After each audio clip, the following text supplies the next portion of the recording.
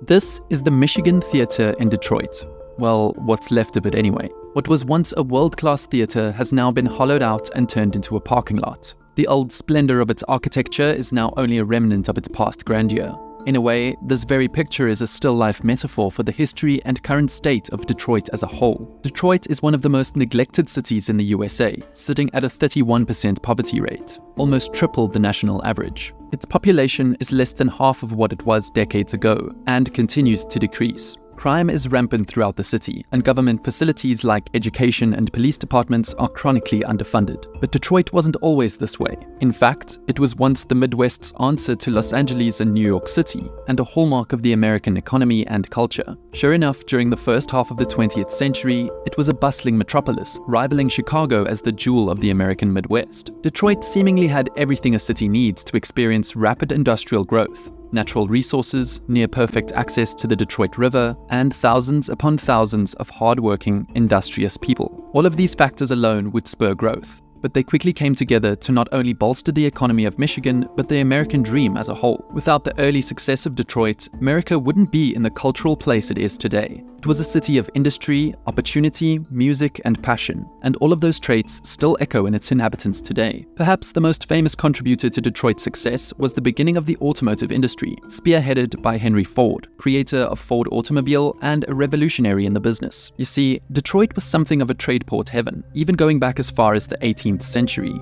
Under French rule, it developed as the most important French city between Montreal and New Orleans, courtesy of its nearby presence to the Detroit River, Canada, and the Great Lakes. Not only this, but the area as a whole held lots of open land initially used for farming, but in the 20th century, they became the perfect venue to construct factories on. All of these prospects made it the perfect birthplace for the automobile. In 1896, Henry Ford test drove his first prototype through the streets of Detroit, leaving what would become history along that very route. After that, the automotive bug was full of life in Detroit. Within the city came the start of not only the Ford Motor Company, but also Chrysler and General Motors. These companies were commonly known as the Big Three, for being the three biggest automobile manufacturers in the US. A pretty self-explanatory declaration of their importance to the growth and culture of Detroit. Because of these companies, Detroit reached a new level of importance right on time with the turn of the century, becoming the heart of American car culture and the automotive industry as a whole. Taking on the name the Motor City, things would only become even more successful with the invention of the assembly line, completed by Henry Ford's ingenious addition of a conveyor belt for faster production. It allowed for singular workers to focus on constructing one aspect of a complex vehicle rather than multiple, and then sending it down the line for another expert to construct the next part. This sped up the rate at which cars were constructed, making the industry even more profitable as they could produce more to meet demand, and as a result, even more factories popped up, making Detroit the place to go for the working class. During its golden years, the automotive industry was obviously the prevailing employer for all of Detroit, with many employees working in the factories as a lifelong job. The pay for factory workers slowly improved, enough to spur many who worked at Ford into the middle class, further allowing for a flourishing capitalist economy. Detroit's influence on American culture would only grow more apparent during World War II. Due to its wide array of assembly line factories, Detroit was the epicenter of mass production for American fighter jets, tanks, trucks, and everything else that moved.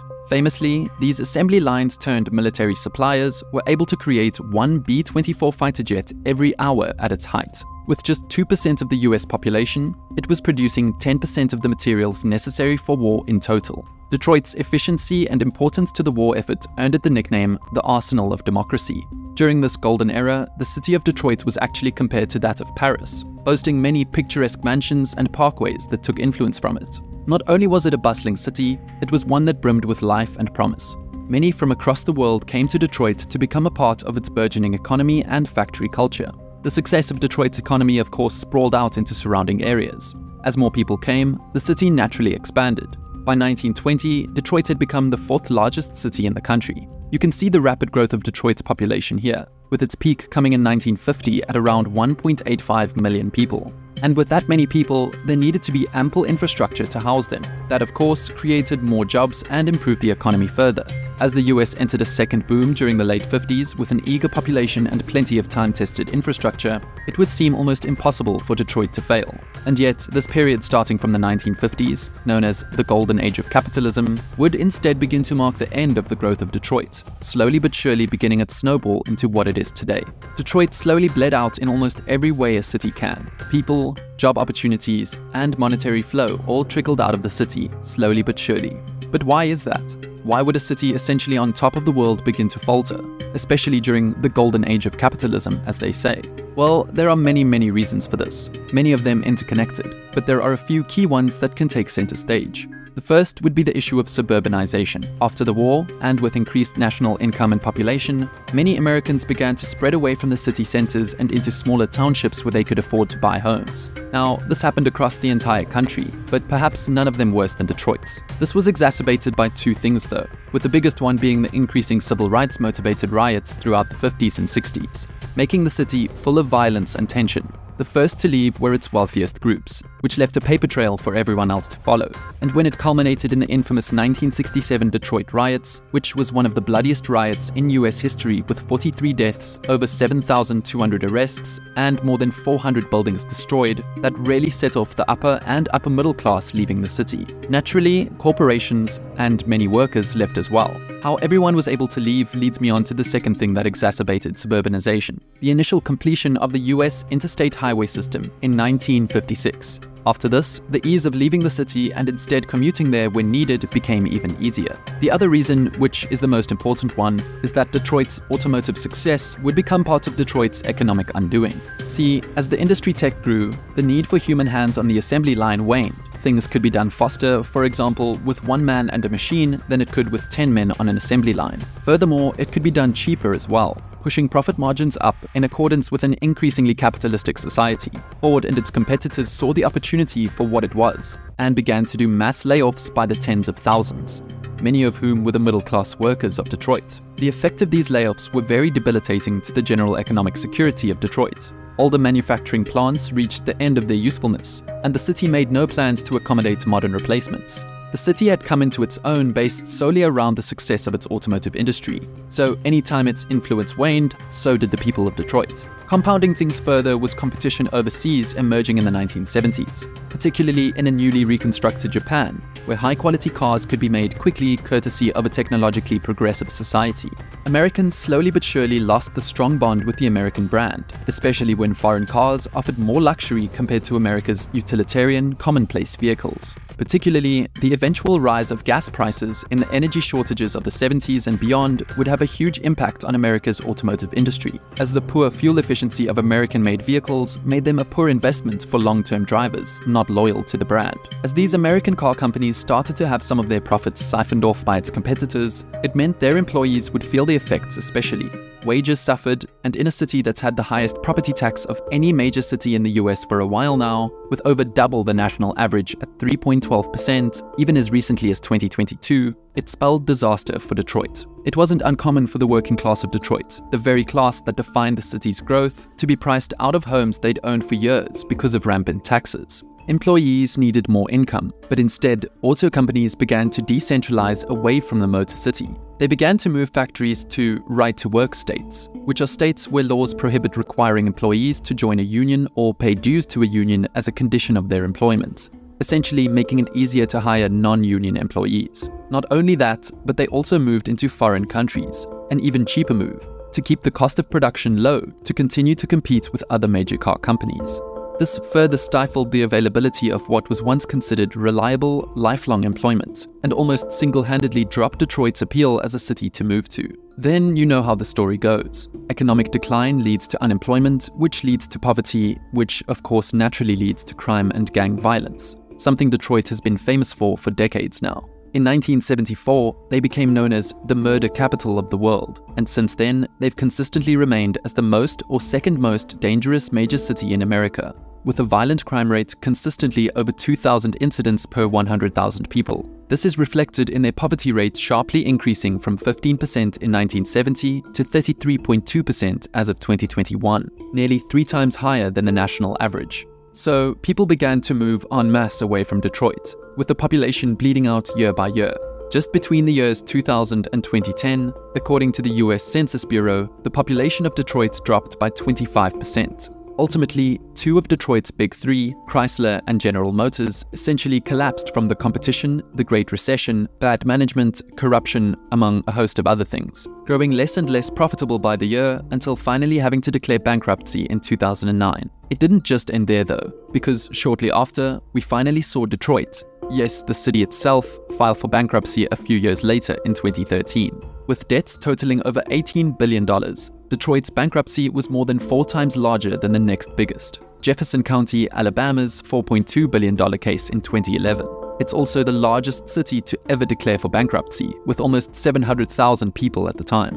At the time of bankruptcy, half of the city's debt was for worker-related liabilities, including retiree pensions and healthcare for people who were no longer contributing to the city's daily operations. See, the obvious problem with so many people leaving the city is you lose a ton of commercial tax revenue because of it. This means obviously you can't afford everyone's pensions, people who have been there since its glory days, but it also means the city services get much worse too, which means you can't attract new people. For example, at the time of Detroit's bankruptcy, 40% of all streetlights in the city weren't working. There were over 78,000 abandoned buildings and abandoned structures, and 911 response times to the most urgent calls averaged 40 minutes. It's sort of still like this too. Everything is relatively underfunded. The schools, infrastructure, police, which of course leads to more crime, which means you can't expect families to move and raise a family there. Now, Detroit's been trying to increase their own revenue to make up for businesses and people leaving for decades. Services like schools, firefighters, and police are essential for running a city. So, like them or not, they have to function at a competent level. But without getting money from a flourishing economy, Detroit had to find other ways to acquire revenue. That of course came from the influx of yet more taxes. There was a new income tax in 1962, a utility tax in 1971, and a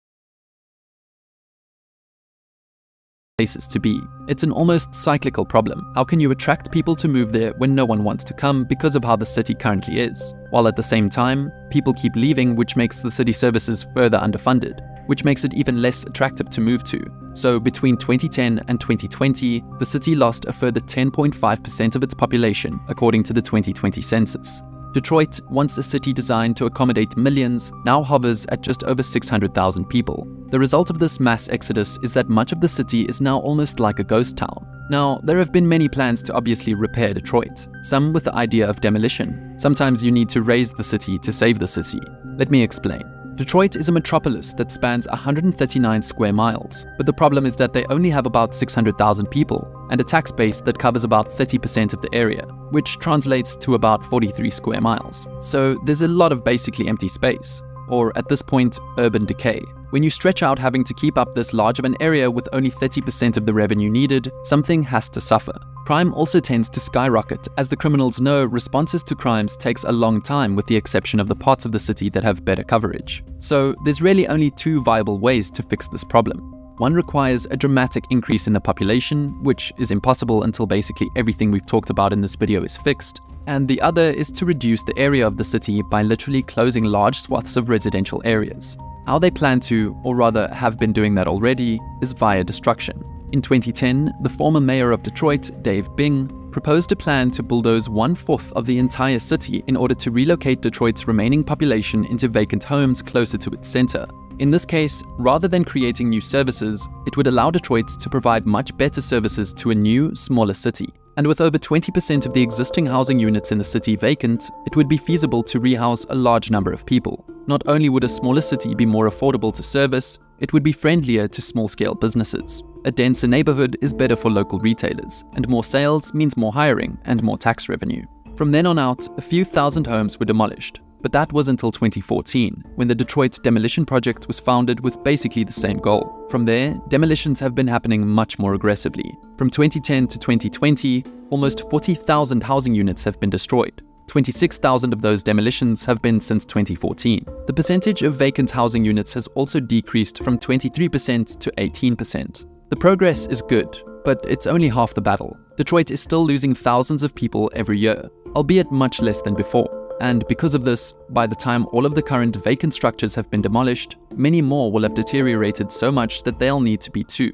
Then there's the issue of coming up with what to do with all these vacancies, because it's not too much better for these lands to just sit like this. While there's been talks of new factories, urban farming, and green cities being developed here, it all comes down to execution. And while Detroit may never bounce back to what it once was, given the rise of automation and heightened importance of alternative energy like electric cars, if it does have a revival, then the city could focus on expanding outwards again, this time growing at a manageable pace. For the time being, Detroit actually does seem like a city on the way up, with lots of money recently being poured into it. And if we think really long term, I think populations of the Great Lakes cities will rise because of climate change driven migration, so it at least has that going for it. But Detroit has one other thing that few cities can replicate: its cultural impact. Perhaps the best way to show just how influential Detroit's culture is on America, in addition to the automobile culture, is through Motown Records. Established in 1959, Motown Records was responsible for signing and producing some of the most influential music artists of the modern era,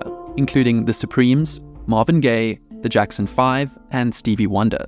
Even now, these artists' very names carry a musical prestige, not only across America, but worldwide. Throughout Detroit's history, the importance of their economy and exports has been stressed, but the heart of the city still beats strong, that being the loyal people that still live there. Many that still reside in Detroit have made the choice to remain there, through thick and thin. They stay to support their city from the ground up. Though it faces hardship after hardship, the people who have remained loyal to their homes may finally see the city bloom again one day. Thank you for watching.